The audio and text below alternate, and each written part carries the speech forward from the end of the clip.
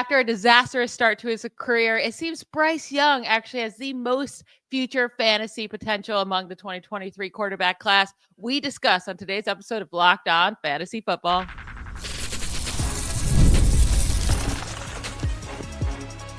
You are Locked On Fantasy, your daily NFL fantasy podcast.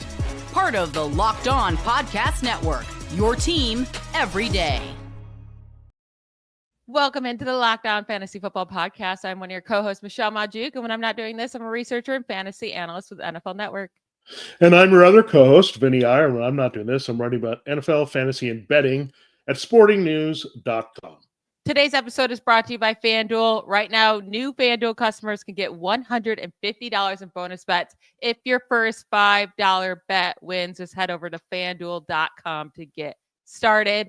All right, today we're going to go through and review the 2023 quarterback draft class. And really, it's just three guys that we have to mention. And it's all the three guys that went in the first round. It's Bryce Young, who went number 1 overall, C.J. Stroud, who went right behind him, and then Anthony Richardson, who went number 4 overall in that 2023 draft class. Those are really the only three that matters. We went through the 2024 quarterback draft class yesterday and talked about their fantasy future. So if you missed that, go listen to that. Honestly, I mean, last year at this time, we would have said CJ Stroud easily the top of this class, right? For future potential in fantasy and who you want in your fantasy football leagues. But now, do we go with Bryce Young as the top here after his great end of season and CJ Stroud's kind of like really let down second year? Yeah, let's review what happened for C.J. Stroud's sophomore slump here. Bobby Slowik, the offense coordinator, had a rough year. He was let go at the end of the year. You had the injury to Tank Dell that lingered, and he got hurt again. Then you had Stephon Diggs. Things were looking promising, and then he tore up his knee, and he was down. So he's basically down to Nico Collins in an offense that was a bit dysfunctional, a little bit more run-heavy with Joe Mixon in there. They were really dependent on the run and defense to win a lot of their games, and quite frankly, they weren't challenged all that much to win the AFC South. So, I mean, they took care of this division rather easily. So they weren't really pushed to do anything. They were kind of locked into the 4 seed. They end up winning a playoff game somehow against the Chargers, despite limping in kind of into the playoffs. So you look at this, I mean, there was just not a lot of motivation here and not a lot of weaponry. And C.J. Stroud, again, this is the concern with any quarterback that's not going to give you that rushing production, right? There just wasn't any of that for real. Like, he can run, but that's not the design of their offense. And we'll see what it looks like going forward. But this is tough already, right? I mean, Stroud, if you said Bobby Slowik would be gone in year 2, you'd be like, you're crazy. This was a great rookie year for Stroud, and now he's dealing with his second offensive coordinator in 3 years. So, again, I don't know if the Texans are going to get all that much better offensively right now, right? Based on their weaponry, I think they have to maybe upgrade again at wide receiver with Diggs' knee and his age and potentially leaving as a free agent. Tank Dell's future in doubt. They did pay Nico Collins. They locked him up, but Dalton Schultz has not really been a factor in the passing game all that much. So I don't know where you go. And I always, Michelle, look at where are the sources of points. I don't see a lot here for C.J. Stroud going forward at this juncture of the offseason and transition. Yeah, it's just hard. It's really, really hard because of his just non-rushing, right? He only had a couple games where he even had more than 15 rushing yards. Yeah. Had some games in there with 0 or negative rushing yards. Didn't score a rushing touchdown all season long. Now, he did score 3 in his rookie season, which helped him, you know, in the fantasy points. Also, the huge increase in interceptions, right? Because it's not like he threw a bunch of touchdowns as a rookie. He didn't. He only threw 23. That's not good enough when you're a pocket passer quarterback, right? Exactly. And that's what we're saying. And to be fair, we were not high in CJ Stroud going into this year. No, we did not like him or Anthony Richardson. We thought they both could slump, and that's kind of what happened. But I don't think we saw CJ Stroud coming down this far. Like, no, I don't think thought he was. I mean, I thought we thought he would be dropped maybe out of the bottom into the bottom of the QB1s, right? 12, 13, 14, somewhere there, but not this far where he was unplayable at some points in the season. And I think that was more weeks than not, Michelle, that he was unplayable. He did not. I mean, the last time he had even 18 points in a game, actually even over 16 points in a game, was week 6. Like, that's how after week 6, it was not a good game whatsoever for fantasy the rest of the way. And when you look at his numbers compared to his rookie season, they're not all that different. I mean, the passing touchdowns, 3 less. He had way more interceptions. That was a big one. Only had 2 fewer passing attempts per game, but 60 fewer passing yards per game because his yards per pass attempt went way down. We'll see they hired Nick Cali as their new OC. He was the Rams pass game coordinator this past season. We know Sean McVay's system can work, right? So maybe he comes in and he really helps CJ Stroud. But the thing with Stroud is he's going to have to throw 35 to 40 touchdowns to be a great fantasy asset, I should say. Like if he throws 30, you're going to be happy with him most weeks or like as a streamer. But to be a great fantasy asset where you can start him every week and feel great about it, without his rushing ability, he needs to throw 35 to 40 touchdowns. And maybe he can, but it's just hard to place him in a one quarterback draft in that case. Like he's not going to be ranked top 15 for me this. No, you can't. I mean, they have to show me a lot, right? In terms of their personnel, their scheming is great. I mean, it's good that they've pivoted to the Rams system, which is a little bit different from the 49er system, but there's some similar concepts that go there. So maybe the transition will be a little smoother than expected, but still, yeah, you got to look at a lot. And again, I'm worried about the weapons as much as the scheme and all that here in Houston, and just the competition is questionable as well. So I don't know what you're going to get from him. Hopefully the Jaguars will be better. Hopefully the Colts will stick with Richardson and they'll have an offense. The Titans, maybe Cam Ward, who knows, comes in there. And we got a few more shootouts in this division because it stinks when you don't have guys that are going back up and down the field. You're not going to have a lot of scoring opportunities. And I think that really was a big problem with the Texans as well. They just didn't need to throw in a lot of games when their defense and running game was plenty enough to win them. Yeah, and talk about, I mean, their defense is on the up and up too. Like they have young pieces. I mean, Danielle Hunter's aging, and we'll see if he can keep going. But besides that, like their defense should keep getting better in Houston, which is not a good thing for CJ Stroud and his. Like, I think Stroud's going to be still a very good NFL quarterback, but that does not mean good fantasy quarterback. So we've seen a lot. Yeah, we've seen Patrick Mahomes, the GOAT, right? Not be a very good fantasy quarterback as of the last couple of years. So that could definitely happen. But yeah, CJ Stroud, unfortunately, doesn't feel super exciting for fantasy next season, but he could definitely have a Baker Mayfield type year in the future, right? He has a couple of years where he has the 35 to 40 touchdowns. That's going to be great. Just going to be kind of hard to pinpoint when that will happen and when he'll have those 25 touchdown years. We're going to get on to Bryce Young, though, because he actually has shown us quite some fantasy potential here at the end of his second season after getting benched for Andy Dalton in the middle of the year. It's been a roller coaster with Bryce Young, but we're going to discuss his fantasy future right after we take a quick break. Today's episode is brought to you by FanDuel. When the game tips off, the NBA action is just getting started. And there's no better place to get in on that than FanDuel, America's #1 sportsbook. With FanDuel, you can place live bets throughout the game. So even if you miss the opening tip-off or want to bet on a fourth quarter comeback, you can stay in the action. And if you're looking for a bigger payout, you can even combine your live bets into a same-game parlay. I love using FanDuel's live betting feature because it keeps every moment of the game exciting. Whether I'm backing my team for a late game rally or picking a player to hit a clutch three, I never feel like I miss my chance. Plus, the app is easy to use, and when you win, you get paid instantly. Right now, new FanDuel customers can get $150 in bonus bets if your first $5 bet wins. Just visit FanDuel.com today to join. That's FanDuel.com for your first shot at a $150 in bonus bets. Make every moment more with FanDuel, the official sports betting partner of the NBA. So Bryce Young was completely pointless his rookie season, right? I mean, completely pointless for most of his, for the first half of his second season.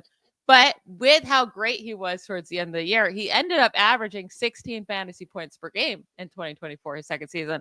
That's more fantasy points per game than Jordan Love, than Caleb Williams, and CJ Stroud, a lot more than CJ Stroud, Trevor Lawrence, Dak Prescott, like all these big names that are going to be considered in one quarterback league drafts next year. And I think Bryce Young needs to be in this conversation because after coming off the bench, he clearly something clicked for him. I mean, he had a 23-point game, a 27-point game, a 37-point game, and fantasy points, and some other like 16-point games in there as well, just from weeks 12 through 18. So he really started to come along. It seems like Dave Canales maybe they click together as a duo. And if they can get him more weapons, like I'm really excited to see what Bryce Young can do in his third season. Yeah, I was really shocked how much he struggled during his rookie season. I think part of it was just the dysfunction overall with the Panthers, right? With Frank Reich and all these things that were going on. It was just a bad fit. And they weren't settled. So if you're unsettled and you don't know what you're going to do offensively, and they also had Thomas Brown, who ended up with the Bears, and that didn't also work out well, obviously. So there was a lot of just bad coaching, right? And you cannot go in right away and succeed with bad coaching. We saw the flip side of that, right? Jaden Daniels with the Commanders. He had great coaching from Cliff Kingsbury. What do you get? Big year. What do you get from Bo Nix with Sean Payton and Joe Lombardi? Big year. But I don't think the Panthers knew what they were doing. But you bring in Dave Canales, who we know he knows what he's doing if he can turn around Geno Smith and Baker Mayfield, right, in back-to-back years. Now, the question was, is Bryce Young a different story because he's young coming in? He's a rookie versus a veteran who's been through the wars. But I think the key with Bryce Young is he went through the adversity, right?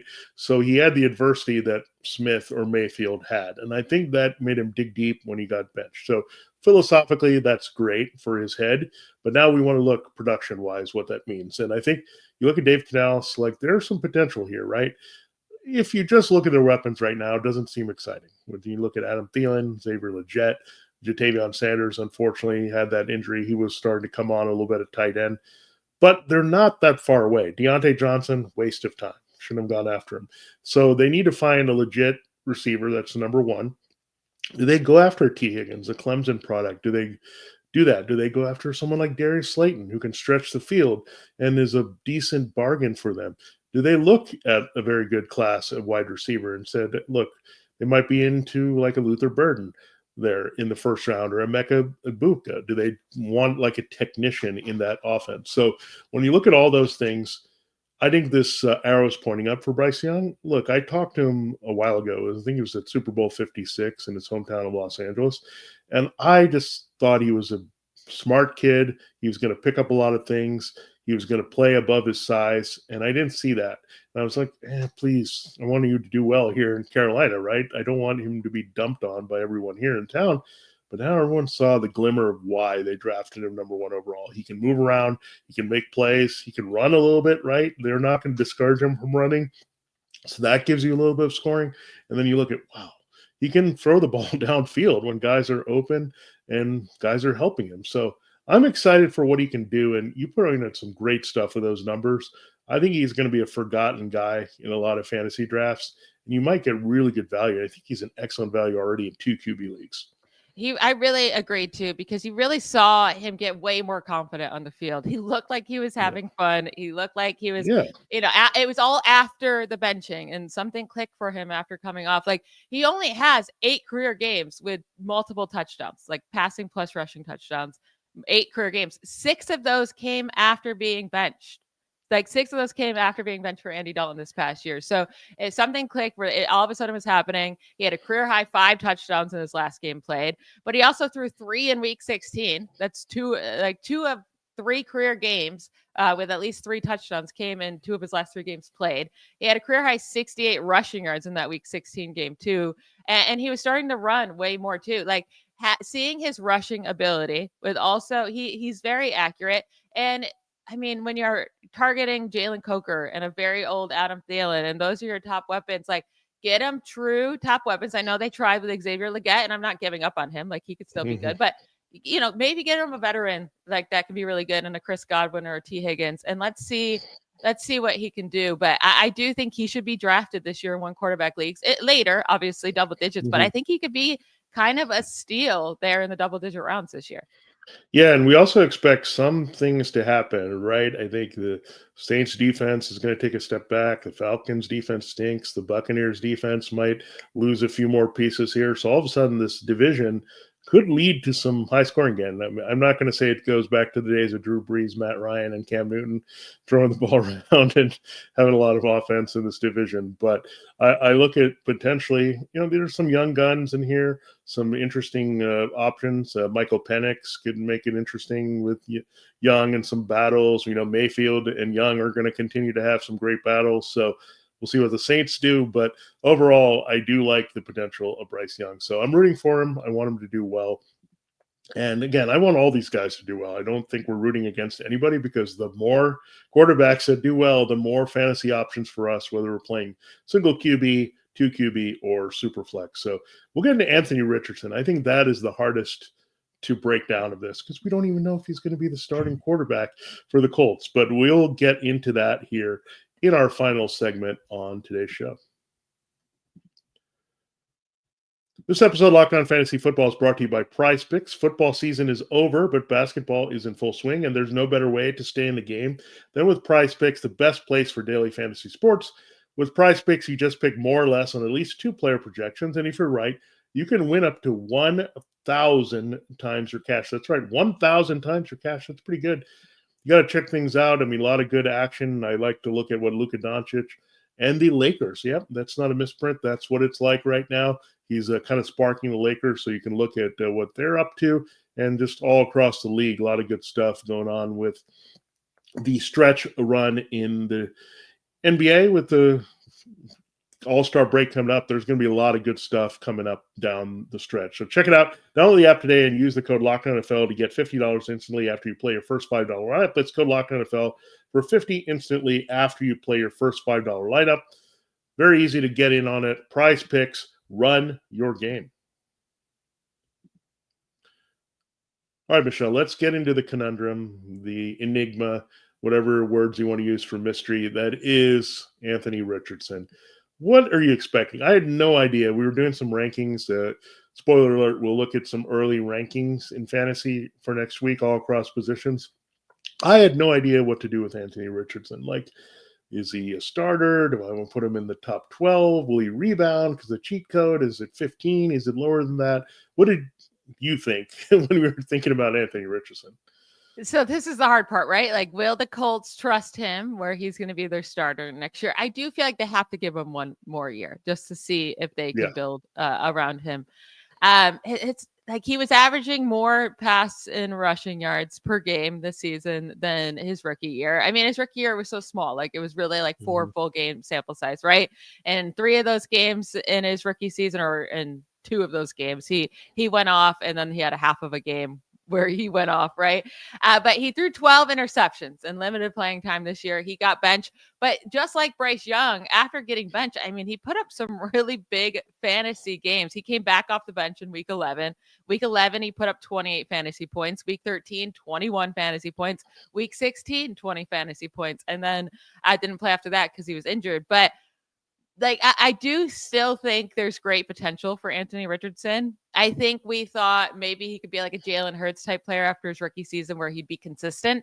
I don't know if we're going to get consistency from him anytime soon, but I do think he's going to give you these big games like we saw even at the end of his second season, where he is a guy that he's fine to draft. He wasn't fine to draft last year because he's going, 4th, 5th round. He was going way too early for the risk that he was giving. But now he's going to go so late that he's going to be a value again. And I'm going to be on him. If he's going to be the starter, he runs all the time. He'll probably get injured. Maybe he'll get benched because he's not a good actual NFL quarterback. But when he's on the field, he offers you the opportunity to score 20 fantasy points in any given game.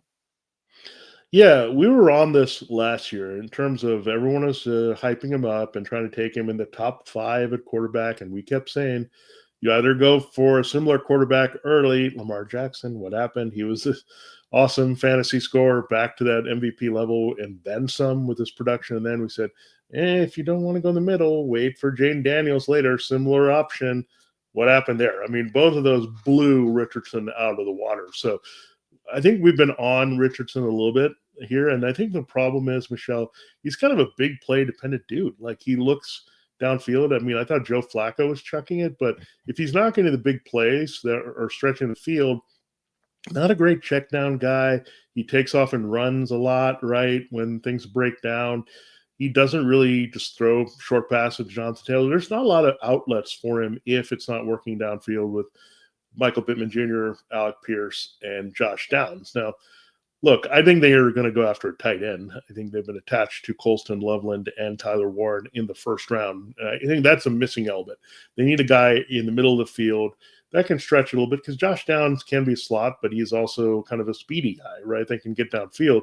You need a guy that's just reliable, that's going to get open. Pittman was that guy, right? But then he turned into like inconsistent. So maybe you get another guy with Pittman, open things up for him in certain areas of the field.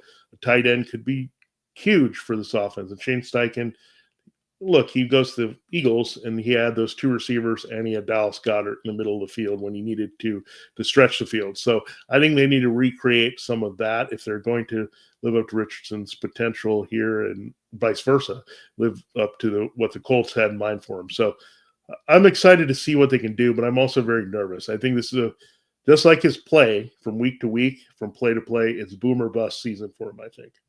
It's going to be hard to, so like I said, I do think Richardson would be worth the risk late in drafts, but would you rather go with Bryce Young or Anthony Richardson? Because Richardson, obviously, I do think Richardson has the higher ceiling than Young. If it were to all work out, right, and they play a full 17 games and neither of them gets benched or hurt, like Richardson obviously has a higher ceiling than Bryce Young. But if you had to go with one of these two guys in the double-digit rounds this year, who are you taking the risk on?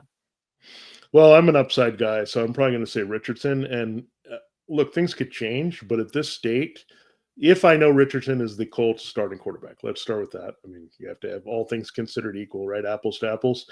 I think I say that I would take Richardson because of the running cheat code. It's just more prevalent with him. He's more likely to take off and run and put up numbers. We know Shane Steichen worked with Jalen Hurts, so he's going to be okay with that part of his game.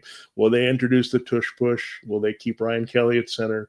All these kind of things that they're going to look at here. So maybe they need to borrow a little bit more from the Eagles. I think the Eagles know what they're doing, Shane Steichen. You should know this.